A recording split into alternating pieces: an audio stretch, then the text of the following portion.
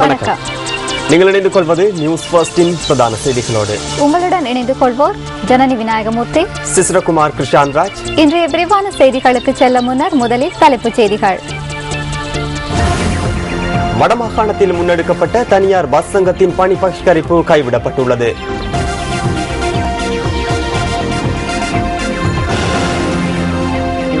ஆறு நாட்கள் மூடப்பட்டிருந்த பதுரலிய வைத்தியசாலையின் நடவடிக்கைகள் வழமைக்கு திரும்பியுள்ளன.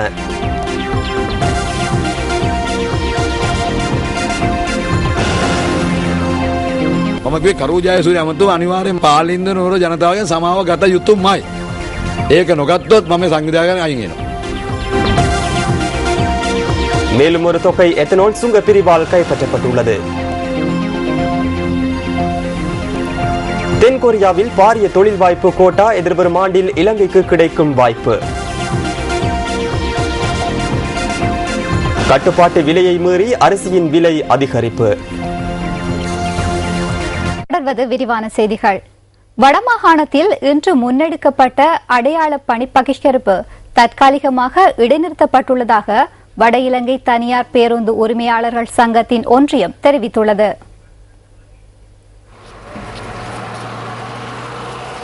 வவுனியா மாவட்ட தனியார் பேருந்து உரிமையாளர்கள் கம்பெனியின் கீழ் பதிவு செய்யப்பட்டு போக்குவரத்தில் ஈடுபடும் சில பஸ்கள் மார்க்க அனுமதியை மீறி வேறு மார்க்கங்களின் ஊடாக சேவையில் ஈடுபடுவதற்கு எதிர்ப்பு தெரிவித்து இன்று கவனஈர்ப்பு நடவடிக்கை ஒன்று முன்னெடுக்கப்பட்டது. இந்த நிலையில் வட இலங்கை தனியார் பேருந்து உரிமையாளர்கள் சங்கத்தின் ஒன்றியத்தினால் பரந்தன் சந்தியில் ஆர்ப்பாட்டம் ஒன்றும் இன்று ஏற்பாடு செய்யப்பட்டிருந்தது. இதன்போது சேவையில் ஈடுபடும் தனியார் பஸ்களை மறித்து ஆர்ப்பாட்டம் இடம்பெற்றதாகவும் அசம்பாவிதங்களை தவிர்த்துக் கொள்ளும் நோக்கில் போலீசார் பாதுகாப்பு கடமைகளில் ஈடுபடுத்தப்பட்டதாகவும் எமது பிராந்திய செய்தியாளர் தெரிவித்தார்.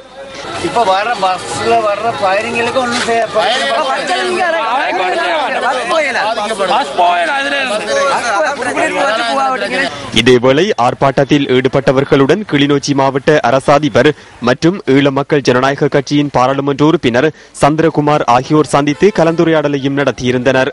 எனினும் இந்த பேச்சுவார்த்தையில் எந்தவித இணக்கப்பாடும் எட்டப்படவில்லை என தெரிவிக்கப்படுகின்றது. குறித்த மார்க்க அனுமதியை மீறி பஸ்கள் சேவையில் ஈடுபடுவதால் வடமாகாணத்தின் உள்ளூர் சேவையில் ஈடுபடும் பஸ் உரிமையாளர்கள் பாதிக்கப்படுவதாக அவர்கள் சுட்டிக்காட்டியிருந்தனர். இந்த விடயம் குறித்து தாம் பலமுறை கடிதம் மூலம் வவுனியா மாவட்ட தனியார் பேருந்து உரிமையாளர்கள் கம்பெனிக்கு அறிவித்த போதிலும் அதற்கான தீர்வுகள் எட்டப்படாத நிலையிலேயே தாம் இந்த எதிர்ப்பு நடவடிக்கையை முன்னெடுக்க தீர்மானித்ததாக வட இலங்கை தனியார் பேருந்து உரிமையாளர்கள் ஒன்றியத்தின் செயலாளர் ஆண்டன் பிரேமகாந்தன் குறிப்பிடுகின்றார். வடமாகாணத்தின் வவுனியா மாவட்டம் தவிர்ந்த ஏனைய 4 மாவட்டத்திலிருந்தும் பிற மாவட்டங்களுக்கான தனியார் பஸ் சேவைகள் முற்றாக பாதிக்கப்பட்டிருந்தன. நாங்கள் 3 மணிலேருந்து பஸ்ஸுக்கு பார்த்து வந்துக்கிறோம். கொழும்புலேருந்து வந்தோன்னா புதுக்குடி போகிறதுக்கு இன்னும் பஸ் வரல. என்ன காரணம்னு மழை விடாங்க. பஸ் இல்லாத காரணம் நிற்க வேண்டியது. பஸ் வேணுமே இன்னும் மாரி இல்லை. எப்படி போகிறன்றது இல்லாமல் இருக்குது. யாழ்ப்பாணம், மன்னார், முல்லைத்தீவு மற்றும் கிளிநொச்சி ஆகிய 4 மாவட்டங்களிலும் உள்ளூர் தனியார் பஸ் சேவைகள் எந்தவித பாதிப்புமின்றி நடைபெற்றதாக வட இலங்கை தனியார் பேருந்து உரிமையாளர்கள் சங்கங்களின் ஒன்றியத்தின் செயலாளர் குறிப்பிட்டார். பிரதம செயலாளரோட போக்குவரத்து அமைச்சர் செயலாளரோட தொடர்பு கொண்ட போது நீங்கள் எழுத்துமனாக அனுப்பின செய்தி எங்களுக்கு கிடைச்சிருக்கு. நாங்கள் இது தொடர்பான அடுத்தடுத்த சில வாரங்களில் உங்களுக்கு இதுக்கான பதில் கிடைக்கும். தற்பொழுது இது தொடர்பாக தாங்கள் ஒன்றும் செய்ய முடியாது. தமிழ் தேசிய கூட்டமைப்பு எங்களை செய்தரணும் செய்வார்கள் நம்பிக்கையில் நாங்கள் எதிர்பார்த்து கொண்டிருக்கிறோம். இதுவரைக்கும் தமிழ் தேசிய கூட்டமைப்பிலேருந்து எந்த சபை உறுப்பினர்களோ இல்லை எங்களுடைய பாராளுமன்ற உறுப்பினர்களோ தொடர்பு கொள்ளவில்லை என்றதும் எங்களுக்கு ஒரு வேதனையான விஷயமாக தான் இருக்குது. இதேவேளை மீள்குடியேற்றப்பட்ட காலப்பகுதியில் மக்களுடைய போக்குவரத்து நடவடிக்கைகளை கருத்தில் கொண்டு வவுனியா மாவட்ட அரசு அதிபரால் வழங்கப்பட்ட மார்க்க அனுமதி பத்திரத்துக்கு ஏற்ப தாம் சேவையில் ஈடுபட்டு வருவதாக வவுனியா மாவட்ட தனியார் பேருந்து உரிமையாளர்கள் கம்பெனியின் தலைவர் SCK ராஜேஸ்வரன் நியூஸ் ஃபர்ஸ்டுக்கு தெரிவித்தார். வவுனியாவிலிருந்து வடபகுதியை நோக்கி பயணித்த 2 தனியார் பஸ்களின் கண்ணாடிகள் உடைக்கப்பட்டுள்ளதாகவும் இதன் காரணமாக போலீஸ் பாதுகாப்புடன் வவுனியா பஸ்கள் சேவையில் ஈடுபட்டு வந்ததாகவும் வவுனியா மாவட்ட தனியார் பேருந்து உரிமையாளர்கள் கம்பெனியின் தலைவர் குறிப்பிட்டார். இன்று வவுனியா மாவட்டத்தில் தனியார் பேருந்து உரிமையாளர் கம்பெனியால் மேற்கொள்ளப்பட்ட ஏனைய 4 மாவட்டங்களுடைய பணி பரிஷ்கரிப்பு இன்று மதியம் 11:35 அளவில் சுமூகமான நிலைக்கு வந்ததாக எமக்கு அறியப்பட்டது. இன்று மதியம் எடுக்கப்பட்ட தீர்மானமானது வெறும் எமக்கு எந்த வித எழுத்து உருவிலேயோ அல்லது எங்களுடைய ஒரு கலந்துரையாடல் மூலமோ தெரிவிக்கப்படவில்லை. உத்தியோகபூர்வமான முறையில எங்களுக்கு எழுத்து மூலமான அறிவித்தல் கிடைக்கும் வரை நாங்கள் எங்களுடைய சேவையினை வவுனியாவில் இருந்து பரந்தனூடாக விஸ்வமடை பொதுக்குடியிருப்பு சேவையை நடாத்தி வருகிறோம் என்பதில் ஐயமில்லை. வடமாகாணத்தில் உள்ள 2 தனியார் பேருந்து உரிமையாளர் சங்கங்களிடையே ஏற்பட்டுள்ள இந்த முறுகல் நிலை தொடர்பில் தாம் இரு சங்கங்களுடனும் கலந்துரையாடியதாக வடமாகாண போக்குவரத்து அமைச்சர் ப. டெனீஸ்வரன் நியூஸ் ஃபர்ஸ்டுக்கு தெரிவித்தார்.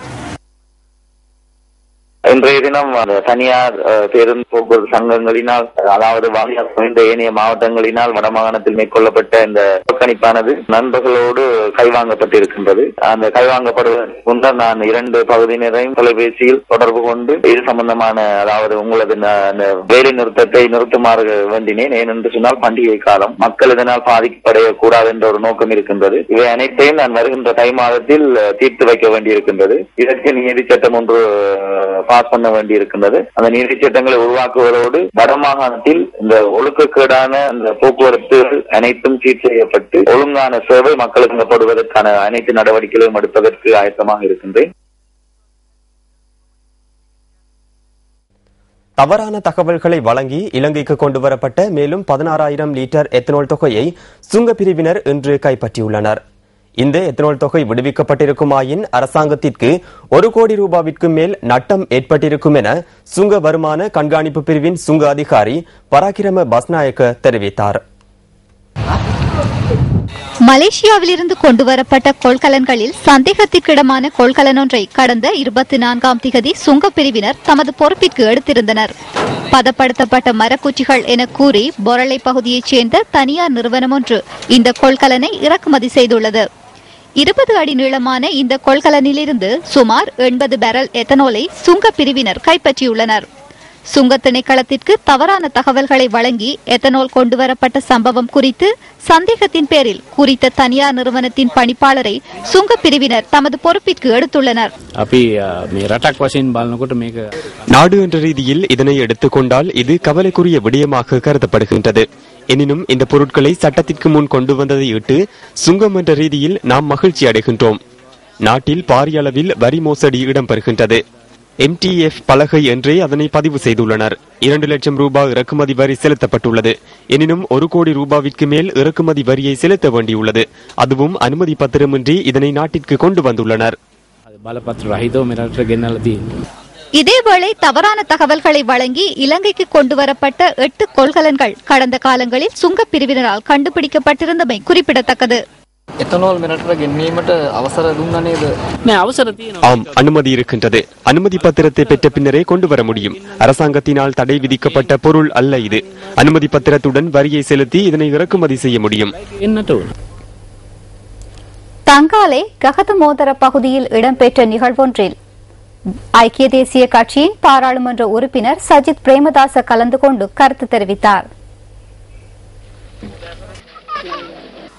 கஹத்தமோதர நிதாஸ்கம பகுதியில் உள்ள 150 சிறார்களுக்கு வங்கி கணக்கு புத்தகங்கள் இதன் போது பகிர்ந்தளிக்கப்பட்டன.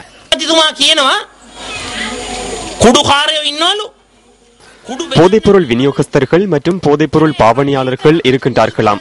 அவர்களை சட்ட வரையறைக்குள் கொண்டு வருவது கடினம் என பிரதமர் கூறியிருக்கின்றார்.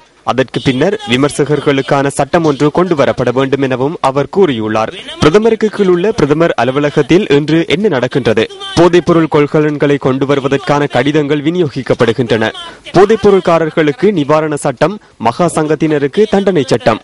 அனைத்து இடங்களிலும் போதைப்பொருள் ஆச்சரியம் காணப்படுகின்றது. போதைப்பொருள் பாவனையாளர்கள் அதிகரித்துள்ளனர்.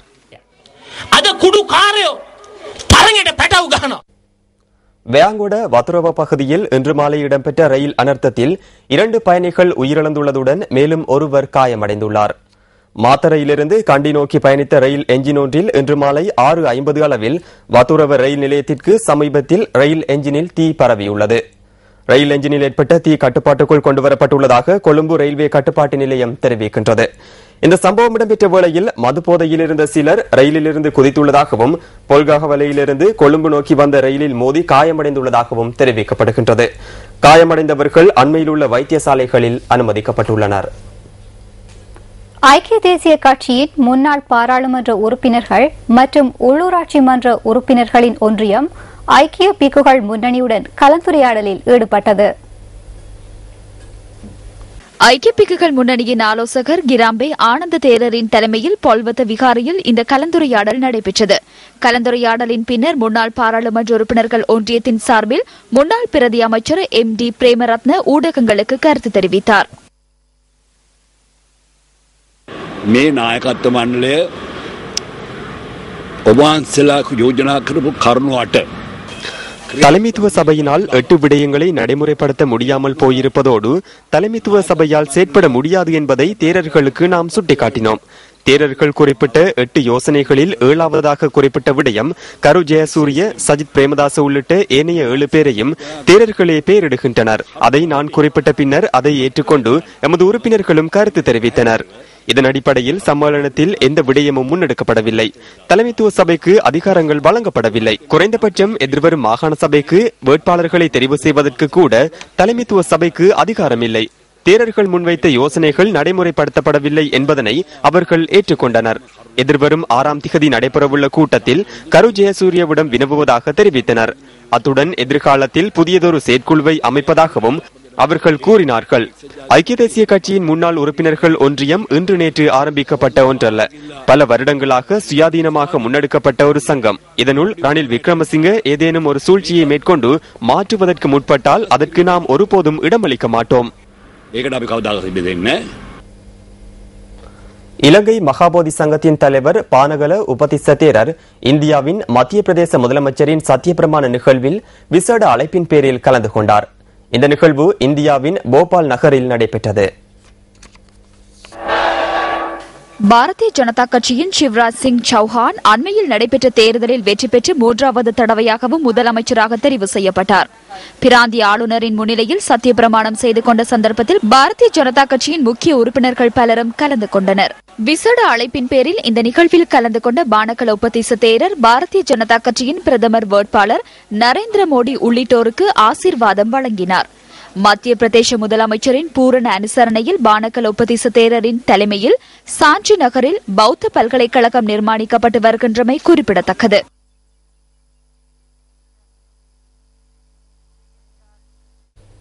வெளிநாட்டு தொழில் வாய்ப்புகளுக்காக இலங்கைக்கு வழங்கப்படுகின்ற கோட்டா முறைமையை தொடர்ந்தும் வழங்க உள்ளதாக இலங்கைக்கான தென்கொரிய தூதுவர் தெரிவித்துள்ளார்.